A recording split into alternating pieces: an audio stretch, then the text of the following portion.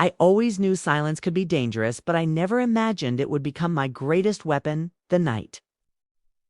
I sat at that long polished dining table surrounded by my husband's family, the chandelier glowing softly above us, the smell of roasted meat, and expensive wine filling the air. They spoke comfortably, confidently in French, assuming I was invisible, assuming I was ignorant, assuming I was nothing more than the quiet foreign wife who smiled politely and nodded without understanding a word. But every sentence cut into me like a blade because I understood everything, every insult, every joke, every cruel laugh wrapped in elegance. They talked about my clothes, my accent, my family, my past. They called me opportunistic, uneducated, lucky they. Said I trapped their golden son. They laughed about how he deserved better, I was temporary, how marriages like this never lasted. My husband sat there smiling, sipping his wine, saying nothing. And that hurt more than their words because he knew I was different. He knew I was strong, yet he let them tear me apart, thinking I was deaf to their cruelty. My heart pounded, but my face remained calm. I remembered my grandmother teaching me French late at night when I was a child, telling me knowledge was armor, and that night her words echoed inside me as I listened to secrets spill across the table. They talked about offshore accounts, hidden properties, bribed officials, and lies layered so deep they forgot who they were speaking in front of. They spoke about how the company avoided taxes, how his uncle paid a judge, how his mother destroyed a former partner's reputation to seize control of the empire. They spoke freely because they believed I was harmless. I was invisible, but invisibility gave me power. I watched their expressions, memorized their voices, stored every confession deep inside my mind, while my husband laughed nervously and tried to change the subject when things got too dark. I realized then that he was not innocent. He knew about the money, he knew about the corruption, and worst of all, he agreed with them. He believed I was beneath him, that I should be grateful for the life he gave me. As dessert was served, his sister leaned forward and said something that changed everything. She said, "Once she gives us an heir, we can replace her. No one would believe her anyway. She is nothing without us." My hands trembled under the table, but my mind was clear. This was not just cruelty. This was war, and they had no idea they had already lost because I was listening, I was learning, and I was planning. And as I lifted my glass, pretending to smile back at them, I made a silent promise to myself that this dinner would be remembered not as the night they humiliated me, but as the night their empire began to collapse. That night, after dinner, I lay awake beside my husband, listening to his breathing, steady and calm, while my mind raced through everything I had heard, every replaying like a recording I could not turn off. I stared at the ceiling, realizing how carefully I had been placed into their world, like a decorative object, admired when convenient, ignored when inconvenient. They thought love had blinded me, but love had sharpened me instead. I remembered how my husband once asked casually where I learned French, and I laughed it off, saying a little here and there, never enough to be fluent. He accepted that answer easily because he never thought it mattered. He never thought I mattered. The next morning, I woke before dawn, my body heavy, but my purpose clear. I began documenting everything: dates, names, phrases, tones. I wrote it all in a private journal, hidden behind old clothes in a suitcase. He never opened. Each word I wrote felt like reclaiming a piece of myself. I started listening more, asking innocent questions, letting them underestimate me further. When his mother spoke in French about moving money, I smiled and nodded. When his uncle bragged about silencing a journalist, I poured more wine. When his sister joked about mistresses and contracts, I pretended not to hear, but I heard everything. I noticed how my husband changed around them, how his voice deepened, how his morals softened, how lies slipped from his mouth like truths. And that was when another realization hit me. This was not just their family, this was his choice. He chose silence, he chose comfort. He chose power over me, and that betrayal burned deeper than any insult. Days turned into weeks, and I played my role perfectly. The obedient wife, the grateful outsider, the woman who belonged because they allowed it, but inside I was building something dangerous. I contacted an old friend who worked in finance, someone I trusted, someone who owed me a favor. I spoke carefully. Vaguely, but enough for him to understand the gravity of what I was uncovering. He told me to gather proof, real proof, not just words, but patterns, transactions, recordings. I knew it would be risky, but I also knew staying quiet forever would destroy me, so I began leaving my phone recording during dinners, hiding it in my bag, my pocket, even behind flower arrangements. I copied documents when asked to organize files. I photographed signatures, emails, receipts late at night.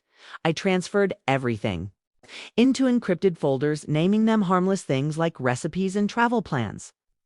My husband never noticed because he never looked closely at me anymore. I watched him drift further away, drawn deeper into the empire he believed would protect him. But I saw the cracks, the fear behind their confidence, the way they constantly looked over their shoulders. Money had made them arrogant, but it had also made them careless, and that carelessness was my opening. The more I learned, the more powerful I felt, yet the lonelier I became, because revenge is a quiet road walked alone. I could not confide in friends. I could not confront my husband, not yet. Timing was everything. And the perfect moment was approaching faster than they realized, because his family was planning a grand celebration, an anniversary gala honoring the Empire legacy, inviting investors, politicians, journalists. The world would be watching, and as I folded invitations and listened to them boast in French about how untouchable they were, I smiled, knowing that night would not belong to them. It would belong to the woman they never believed could understand a single word. The weeks leading up to the gala felt unreal, like I was moving through someone else's life, watching events unfold from behind glass. The house buzzed with preparations. Designers, florists, security consultants, everyone spoke French loudly, confidently, discussing numbers, routes, guest scandals, and cover-ups right in front of me as if I were furniture. My husband grew distant, distracted by meetings. Late-night calls, whispered conversations that stopped the moment I entered a room, and still he kissed my forehead every morning, telling me how proud he was of how well I fit into his world, not knowing his world was already slipping through his fingers. I continued collecting evidence, carefully, patiently building a silent archive of their greed and cruelty. I learned about shell companies registered under fake names, learned which politicians were paid and which judges were owned, learned about a factory overseas where workers were abused to increase profit margins, learned about an accident they called unfortunate that was actually engineered to remove a rival, and each discovery hardened me further, turning pain into precision, fear into focus. The night before the gala, his mother cornered me in the kitchen, speaking in French, assuming privacy. She said, "Tomorrow you will smile and stand quietly beside my son. Remember? Your place, you are here because we allow it." I looked her in the eyes, nodded politely, and answered softly, "Of course." She froze, her face tightening for just a second, but then she laughed, brushing it off, convinced she had imagined my tone. My husband never noticed the shift. He never noticed how calm I had become, how detached, how steady. The day of the gala arrived with blinding lights and luxury.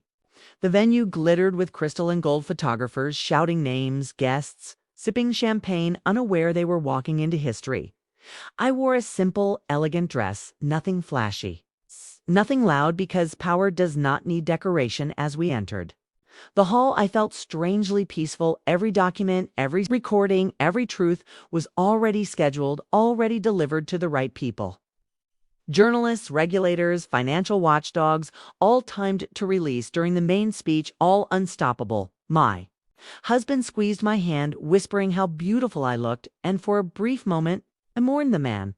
I thought he was the man I loved before ambition hollowed him out, before silence became his language. The speeches began, applause thundered, and then his father took the stage, speaking proudly in French about legacy, honor, family values, and that was when my phone vibrated once, twice, 3 times. Confirmations, messages, breaking alerts, spreading like wildfire. Whispers rippled through the crowd. Faces changed, smiles faded, phones appeared in hands. Security tensed. His father faltered, reading confusion flicker across his face as aides rushed forward, whispering urgently, My husband looked at me, panic rising in his eyes, asking what was happening, and I finally met his gaze, fully, truly, and answered in perfect French, calmly, clearly, everything. His face drained of color because in that moment he understood not just that I spoke French, but that I had heard everything that I had known, everything, and that I had chosen the most devastating moment to speak the truth. The room erupted as journalists shouted questions, investors walked out, officials slipped away, and the empire they built on arrogance and secrecy began to collapse. In real time, and as chaos surrounded us, I stood still, breathing deeply, knowing this was only the beginning, not the end. The aftermath of the gala unfolded like a slow, controlled implosion. News channels replayed footage, analysts dissected financial trails, and government agencies moved faster than anyone expected because once corruption is exposed, it feeds on itself. My husband tried calling everyone, his parents, his lawyers, his connections, but doors closed one by one, phones went unanswered.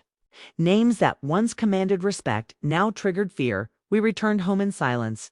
The mansion that once felt imposing now felt hollow. Stripped of power by truth, he finally spoke late that night, his voice shaking, asking how long I had understood, how long I had been planning, and I answered honestly, always longer than you think. He accused me of betrayal, of destroying his family, his future, his legacy, and I listened calmly before responding in French again, saying betrayal began at that dinner table, when you let them dehumanize me, when you chose silence over dignity. He broke, then collapsing onto a chair, hands in his hair, whispering that he never thought I would fight back. That sentence hurt more than anything else because it revealed how small he believed me to be. Days passed and investigations deepened. Assets were frozen, travel bans issued, arrests rumored. His sister disappeared from social media. His uncle was questioned. His mother was hospitalized after a stress-induced undoes collapse, and still I felt no joy, only clarity. Revenge does not feel like movies promise.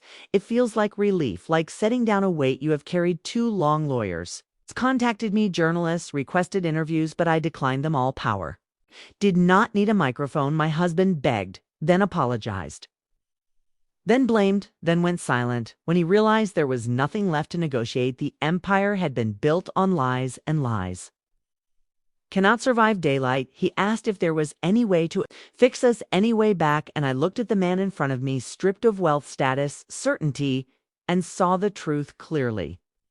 I had loved a version of him that never truly existed. I told him in French, and then again in his own language, that trust, once broken, does not regenerate like money does. Some wounds do not close, they only scar. And I walked away from that marriage not as a victim, but as a woman who reclaimed her voice, my own finances, protected long before the collapse, ensured I would never be dependent again. I moved into a quiet apartment far from their world, watching the storm from a distance as charges became formal and trials approached. His family name, once spoken with admiration, now carried as a warning, and still people asked me why I never exposed them sooner. Why I waited, and my answer remained the same, because silence taught me everything, and timing made it unstoppable. Months later, the trials concluded, sentences were handed down, and the empire that once dominated headlines now existed only in case studies and cautionary tales. My ex-husband took a plea deal, his name forever attached to scandal. While I rebuilt my life quietly, deliberately, I returned to the parts of myself I had abandoned, reading late into the night, traveling alone, speaking freely in every language I knew, including the one they never thought mattered. People often ask me how it felt to hear them mock me in a language they believed I did not understand, and I tell them the truth. It hurt, but it also revealed everything I needed to know about who they were and who I was becoming. Power is not loud. It does not boast or threaten. Real power listens, observes, waits. I did not destroy them. Anger did not guide me. Truth did. I simply allowed them to expose themselves and stepped aside as consequences arrived naturally. My silence was never weakness. It was strategy. Every word they spoke became evidence. Every laugh a confession, every insult a mistake they never imagined. They woman pouring wine and smiling politely was documenting their downfall that dinner, they thought. Insignificant became the foundation of justice, and now when I sit at tables filled with new faces and new futures, I speak when I choose and remain silent when it serves me, because I learned the most dangerous person in any room is the one everyone underestimates, especially when she understands every word you say.